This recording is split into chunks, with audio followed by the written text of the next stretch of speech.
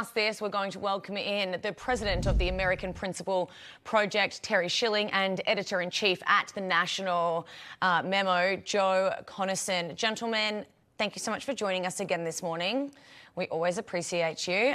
Terry, one of these counter-protests saw a member of a frat multiple members, I should say, of a frat defending the American flag from a mob of protesters. What does this say about the state of the youth if so many participants in this demonstration are distinctly acting and behaving anti-American?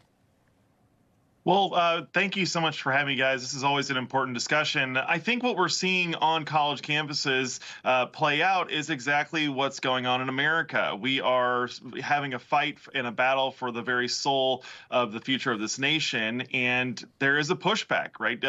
These colleges and universities are obviously left-wing institutions. There's no doubt about that, but they are pushing their limits. They are obviously crossing the line to where you are getting people that are typically unengaged politically to get active and to start pushing back. So I think that this is really symbolic of the future of this country and where it's going. And really, it's a battle for the heart and soul of this nation. It takes a lot of courage to stand up to these people. They're much more, the pro-Palestinian people are much more likely to do violence, much more likely to try and cancel you and get you fired and keep you from having a job in the future. And so I think it takes a lot of courage to push back against these people, but we'll see. There's still a lot of ground. There's still a lot of people that we need to persuade.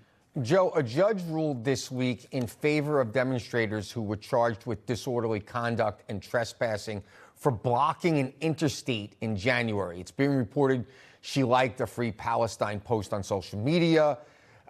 If protesters aren't punished for crimes, I'm not talking about legitimate protesting, but lying down in the middle of a street and stopping people from getting to work and getting to airports and things like that, that's a crime. You can't do that. If they can get away with it, aren't they just going to commit more of these crimes in the future? Do you expect me to disagree with you, Michael? Because you're going to be disappointed. I'm absolutely in favor of punishing people who commit crimes on both sides. And there have been criminal acts on both sides here. Some of the people who have come in, for instance, in UCLA, beat up 4 student journalists for the supposedly pro-Israel side, ought to be punished as well.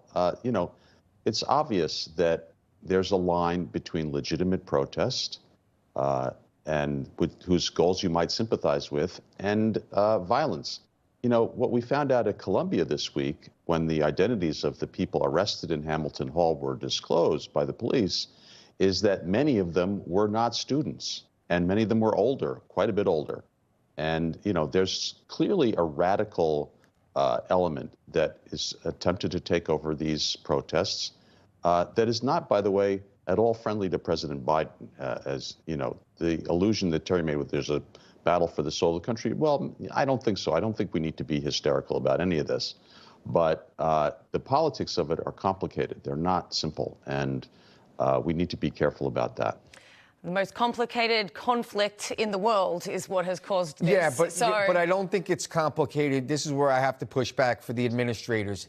What's going on is a disgrace. Period. End of story. It's out of control. And administrators because they are going out of control. They shouldn't allow. Terry, but there's actually a range of responses among college administrators to this. There are some of them who have negotiated their way out of it with these the protesters, and gotten them out of buildings, and gotten them off their lawns, and talked with them about how to manage the university's relationship with the government of Israel, which is extremely right-wing and is doing things that lots of Americans don't like right now.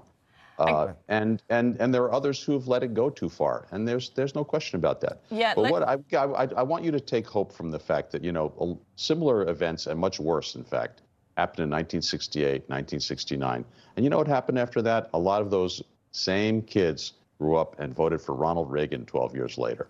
So you guys don't have to get so don't get your panties in a twist, okay? It's things. No panties in a twist over here, Joe. We have Terry, 40 seconds left. Terry, we'll give just your last word here.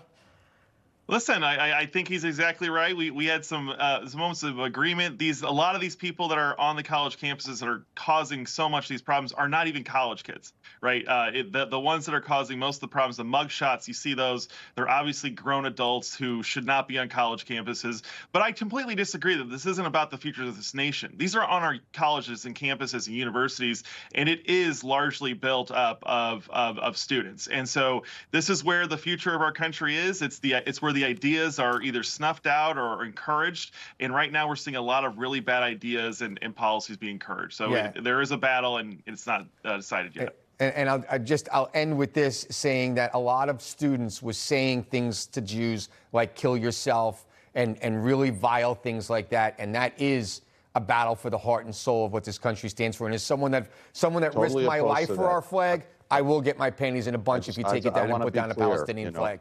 I want to be clear. I stood on a wall and I manned a post. We got to leave it there. Joe and Terry, thank you. Thank you.